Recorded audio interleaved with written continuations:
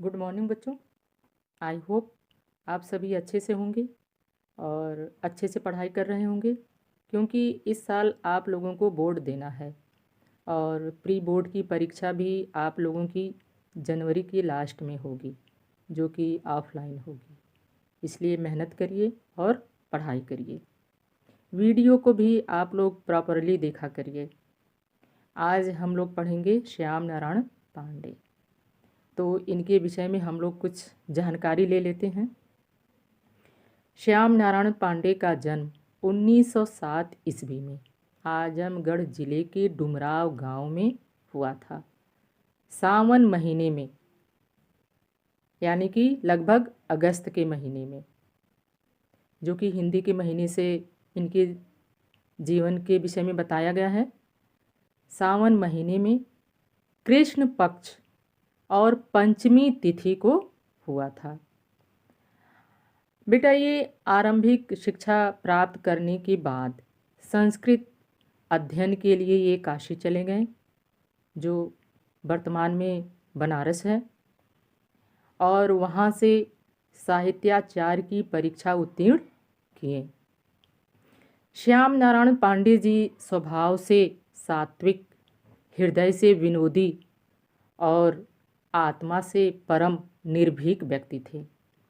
कई वर्षों तक ये कवि सम्मेलन के मंच पर लोकप्रिय भी थे और वीर रस के कवियों में इनका सर्वश्रेष्ठ स्थान है।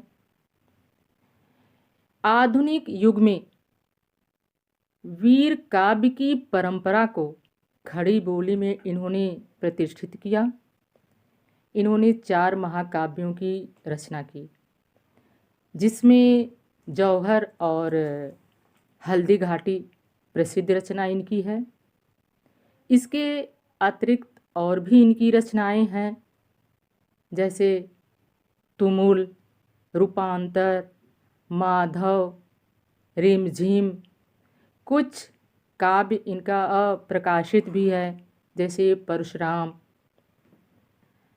जौहर में महारानी पद्मिनी के आख्यान हैं और हल्दी घाटी में इन्होंने महाराणा प्रताप के वीरता का वर्णन किया है, जो कि हल्दी घाटी का युद्ध 1576 ईस्वी में मुगल और महाराणा प्रताप के बीच हुआ था। इसी का वर्णन इन्होंने हल्दी घाटी में किया है। मेवाड़ केसरी देख रहा, केवल रण का न तमाशा था। वह दौड़ दौड़ कर करता था रण, वह मान रक्त का प्यासा था। चढ़ चेतक पर घूम घूम करता सेना रखवाली था। ले महामृत्यु के साथ साथ मानो प्रत्यक्ष कपाली था। बेटा, जैसा कि हमने बताया कि 1576 ईस्वी में हल्दी घाटी का युद्ध मुगल और महाराणा प्रताप के बीच हुआ था। मान सिंह एक समय था जो कि जयपुर का राजा था और उसने अकबर की अधीनता स्वीकार कर ली और राजपूत राजाओं के साथ वह क्या करता था, युद्ध करता था। मान सिंह ने महाराणा प्रताप से भी अकबर की अधीनता स्वीकार करने के लिए कहा, लेकिन महाराणा प्रताप ने अस्वीकार कर दिया। फिर मान सिंह ने अकबर से महाराणा प्रताप को परास्त करने के लिए कहा, जो कि 1576 ईस्वी में हल्दी घाटी का युद्ध हुआ। और इसी का वर्णन श्याम नारायण पांडे जी कहते हैं। इस रचना पर श्याम नारायण पांडे को देव पुरस्कार से भी सम्मानित किया गया था। वो अपनी ओजस्वी वाणी के कारण कवि सम्मेलन में लोकप्रिय थे। मेवाड़ केसरी, केसरी मीन्स होता है सिंह। मेवाड़ का केसरी, मेवाड़ का सिंह किसको कहा गया है? महाराणा प्रताप को कहा गया है। देख रहा, केवल रण का न तमाशा था। रण मीन्स युद्ध का। तो जब मुगल और मेवाड़ के बीच युद्ध हो रहा था, तो उस समय महाराणा प्रताप केवल युद्ध का दूर से तमाशा नहीं देख रहे थे, बल्कि क्या कर रहे थे, वह दौड़ दौड़ कर करता था रण। वह दौड़ दौड़ करके, रण मीन्स खुद स्वयं ही युद्ध करते थे। वह मान रक्त का प्यासा था। वह अपने राजपूत राजाओं के मान और सम्मान की रक्षा के लिए वह मान सिंह के रक्त का प्यासा था। वह किसको ढूंढ रहे थे उस युद्ध में? मान सिंह को ढूंढ रहे थे, जिसने राजपूत राजाओं के साथ क्या किया था? विश्वासघात किया था। तो मेवाड़ केसरी देख रहा केवल रण का न तमाशा। वह महाराणा प्रताप केवल उस युद्ध में राजा थे ना, तो ये नहीं कि उनके जो सेनापति थे, उनके सैनिक थे, युद्ध कर रहे थे और वह उस युद्ध को दूर खड़े होकर केवल देख नहीं रहे थे, बल्कि वह खुद दौड़ दौड़ करके युद्ध करते थे, क्योंकि वह मान सिंह के रक्त के प्यासे थे। वह मान सिंह को खोज रहे थे, जो कि राजपूत राजाओं के साथ जिसने क्या किया था? विश्वासघात किया था। चढ़ चेतक पर घूम घूम करता सेना रखवाली था। और महाराणा प्रताप के घोड़े का क्या नाम है? आप लोग जानते हैं क्या नाम है? चेतक था ना, जो कि बहुत ही तेजवान, वेगवान, बहुत तेज दौड़ जाता था।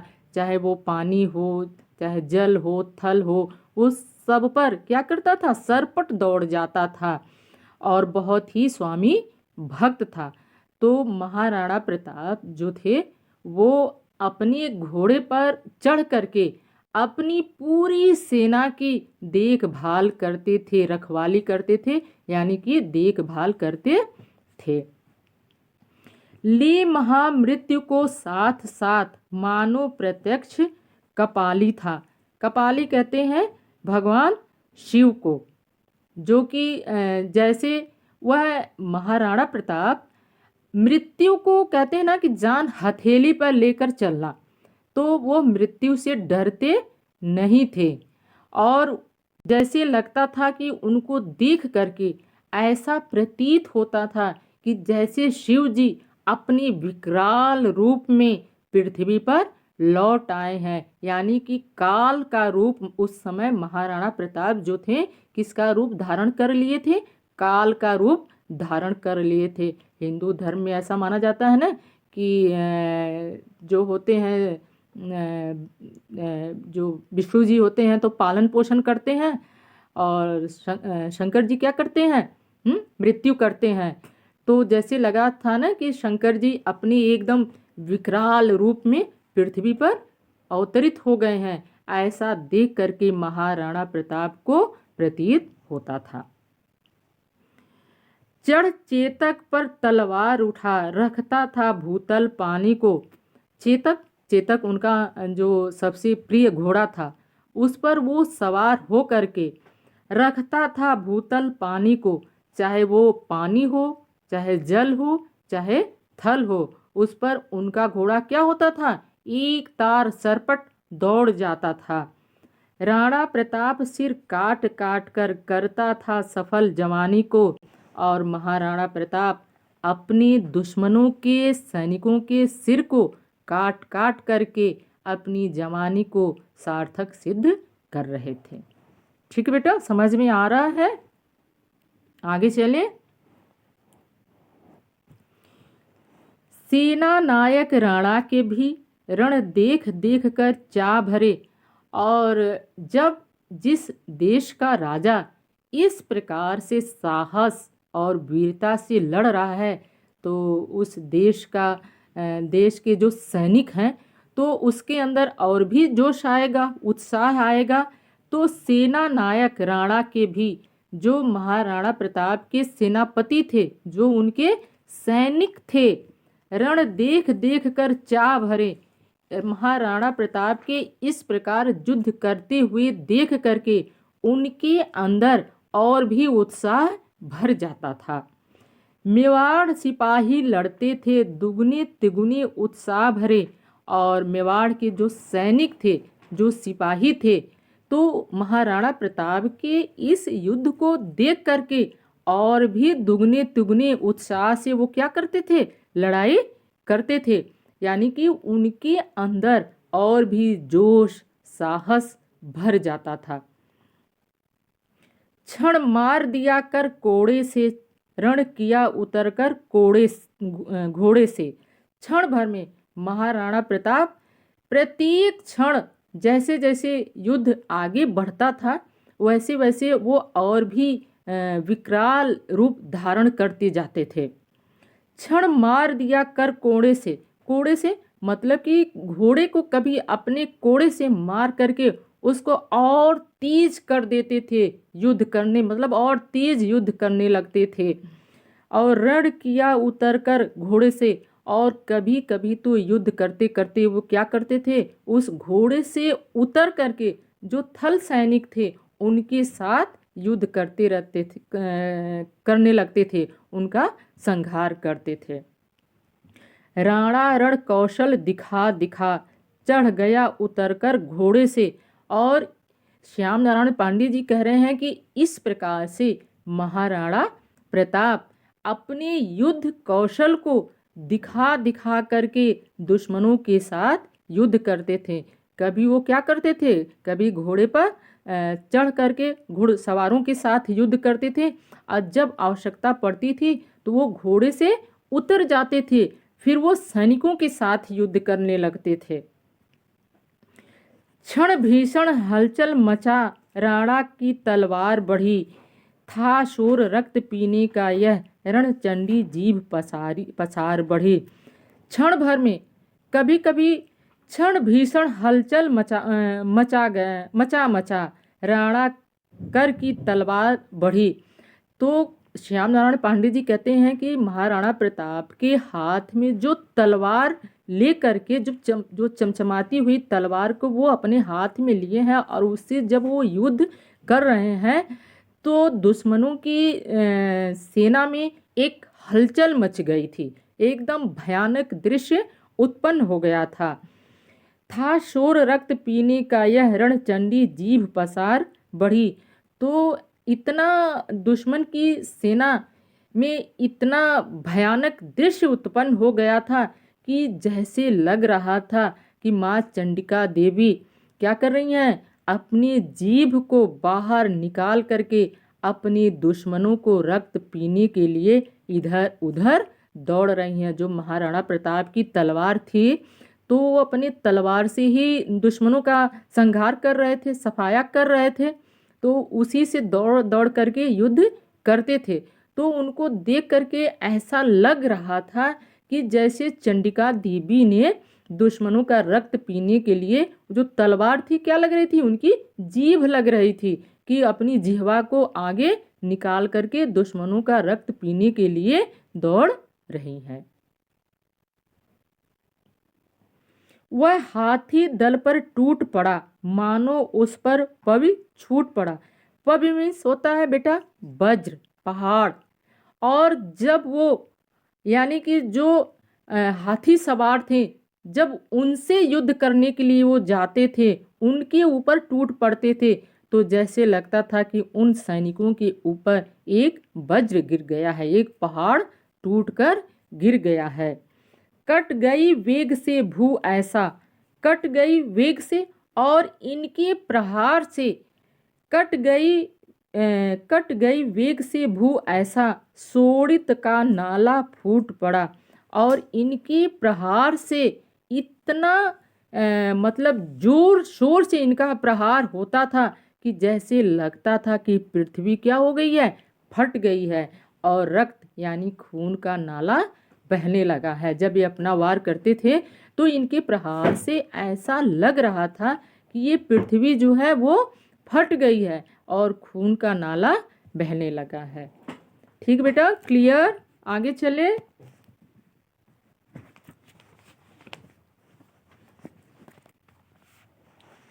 जो साहस कर बढ़ता उसको केवल कटाक्ष से टोक दिया, जो वीर बना नभ बीच फेंक, बरछे पर उसको रोक दिया। श्याम नारायण पांडे जी कहते हैं कि जो सैनिक आगे इनसे युद्ध करने के लिए बढ़ता था तो ये अपनी क्रोध भवें टेढ़ी करके उसे देखते थे। वह वहीं का वहीं डर कर क्या करता था, वापस लौट जाता था।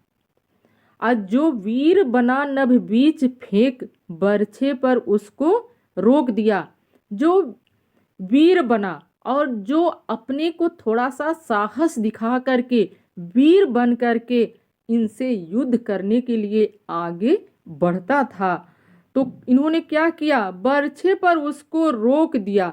वो उसको क्या करते थे, ऊपर उछाल देते थे, और जब वह पृथ्वी पर नीचे आता था तो अपने बरछे पर उसको क्या करते थे, बीच में ही रोक देते थे। और वो क्या करता था, फिर उसका जब बीच में बरछे पर रोक देंगे तो वहीं पर उसकी मृत्यु हो जाती थी।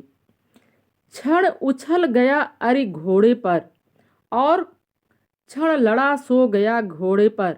वह अपने घोड़े चेतक से कभी उछल करके यानी कि कूद करके, कभी वो कहाँ आते थे, पृथ्वी पर आ जाते थे, युद्ध करने लगते थे। और क्षण लड़ा सो गया घोड़े पर, और कभी अपने घोड़े पर लड़ते लड़ते वो सो करके भी युद्ध करते थे, यानी कि एकदम अपने घोड़े पर क्या करते थे, सो जाते थे और फिर युद्ध करते रहते थे। बैरी दल से लड़ते लड़ते, बैरी मीन्स होता है दुश्मन, दल मीन्स समूह से, लड़ते लड़ते और दुश्मनों के समूह से लड़ते लड़ते वो क्या करते थे, क्षण खड़ा हो गया घोड़े पर। और कभी ये अपने दुश्मनों से लड़ते लड़ते अपने घोड़े पर खड़ा होकर भी युद्ध करते रहते थे। क्षण में गिरते रुंडों से, मदमस्त गजों के सुंडों से, घोड़े के विकल वितुंडों से, पट गई भूमि नर मुंडों से। श्याम नारायण पांडे जी कह रहे थे कि क्षण क्षण भर में इनका रूप जो है अत्यंत विकराल होता जा रहा था। किसका, महाराणा प्रताप का। वह क्षण में जो कि नर मुंडों से मनुष्यों के क्या करते थे, जब ये थल सेना यानी जब जमीन से पृथ्वी पर जब युद्ध करते थे तो सैनिकों के क्या करते थे, मुंड यानी उसका सिर काट देते थे। अब मदमस्त गजों के सुंडों से, और जब ये हाथी सवार से युद्ध करते थे तो हाथियों के सूंड भी काट देते थे। घोड़े के विकल वितुंडे से, पट गई भूमि नर मुंडों से, और जो घोड़े रहते थे उनके सिर से और मनुष्यों के सिर से और हाथियों के सिर से कह रहे थे ये धरती जो है वो क्षण भर में क्या हुई, पट गई थी। ऐसा रणराणा करता था पर उसको था संतोष नहीं। क्षण क्षण आगे बढ़ता था वह, पर कम होता था रोष नहीं। श्याम नारायण पांडे जी कह रहे हैं कि महाराणा प्रताप इस प्रकार का युद्ध करते थे लेकिन फिर भी उनको संतुष्टि नहीं थी। इस युद्ध से फिर भी वह संतोष उनको नहीं मिल रहा था। क्षण क्षण आगे बढ़ता था वह, पर कम होता था रोष नहीं। रोष मीन्स होता है बेटा क्रोध, यानी कि प्रत्येक क्षण वह युद्ध करते करते करते करते आगे बढ़ते जाते थे लेकिन फिर भी उनका क्रोध कम नहीं होता था। क्यों नहीं होता था? क्योंकि कहता था लड़ता मान कहाँ, मैं कर लूँ रक्त स्नान कहाँ, जिस पर तय विजय हमारी वह मुगलों का अभिमान कहाँ। महाराणा प्रताप कह रहे हैं कि लड़ता मान कहाँ, वह मान सिंह, वह किसको खोज रहे थे? मान सिंह को खोज रहे थे। क्यों खोज रहे थे? क्योंकि उसने राजपूत राजाओं के साथ विश्वासघात किया था। वह अकबर से मिल करके राजपूत राजाओं के साथ युद्ध करता था। उन्होंने राजपूत राजाओं के साथ विश्वासघात किया था। तो महाराणा प्रताप मान सिंह को खोज रहे थे कि वह कह रहे थे कि वह मान सिंह कहाँ है और वह कहाँ युद्ध कर रहा है। वह प्रत्येक क्षण युद्ध करते करते, महाराणा प्रताप प्रत्येक क्षण युद्ध करते करते क्या कर रहे थे? आगे बढ़ते जा रहे थे और वो मान सिंह को खोज रहे थे और कह रहे थे कि वह मान सिंह कहाँ है कि मैं उसके रक्त से स्नान कर लूं, मैं उसके रक्त का क्या हूँ, प्यासा हूँ, और उसी के रक्त स्नान से मेरी विजय निश्चित है। वही मेरी क्या है, विजय है ना। कहता था लड़ता मान कहाँ, मैं कर लूं रक्त स्नान कहाँ। कि मानसिंह राजा कहाँ लड़ रहा है, वो पहले जयपुर का राजा था ना, बाद में इसने अकबर की अधीनता स्वीकार कर ली। तो वह मानसिंह कहाँ था, मैं उसके रक्त का स्नान कर लूं। रक्त का स्नान का मतलब कि मैं उसे अपनी तलवार से मार दूं और उसी की मृत्यु पर मेरी विजय निश्चित है। ठीक बेटा, क्लियर, समझ में आया। आप लोग वीडियो देखिए, और जो नहीं समझ में आता है, जो लेसन नहीं समझ में आता है तो उसे बताइए। वैसे हमारा एक चैप्टर और रह गया है पढ़ने के लिए, गद्य में अजंता। तो उसको जब हम पढ़ा लेंगे तो हमने ये सोचा है कि हम आप लोगों का ग्रामर रिवाइज करवा दें। और इसमें श्याम नारायण पांडे जी ने इतने उत्साह से इस कविता को लिखा गया है, तो आप लोग जान ही गए होंगे कौन सा रस है। बताइए कौन सा रस है, किस रस का प्रयोग श्याम नारायण पांडे जी ने किया है, वीर रस का प्रयोग किया है। ठीक है, और भाषा इनकी साहित्यिक हिंदी है, और अनुप्रास, रूपक, अलंकार का प्रयोग इन्होंने किया है। आप लोग जब पूछा जाता है ना बोर्ड में या प्री बोर्ड में, जब ये पूछा जाएगा कि काव्यगत सौंदर्य, जो काव्य की आप लोग जब व्याख्या करते हैं बेटा, हमने इस हाफ ईयरली में जब कॉपी हमने चेक किया ना, तो बहुत से बच्चों ने काव्यगत सौंदर्य नहीं लिखा था। तो आप लोग काव्यगत सौंदर्य जरूर लिखिएगा, क्योंकि वो नंबर उसी में ऐड रहता है। ठीक है, अगर नहीं लिखेंगे तो एग्जामिनर हाफ मार्क्स देगा आप लोगों को। ठीक बेटा, तो आगे हम लोग पढ़ेंगे चैप्टर अजंता। ठीक।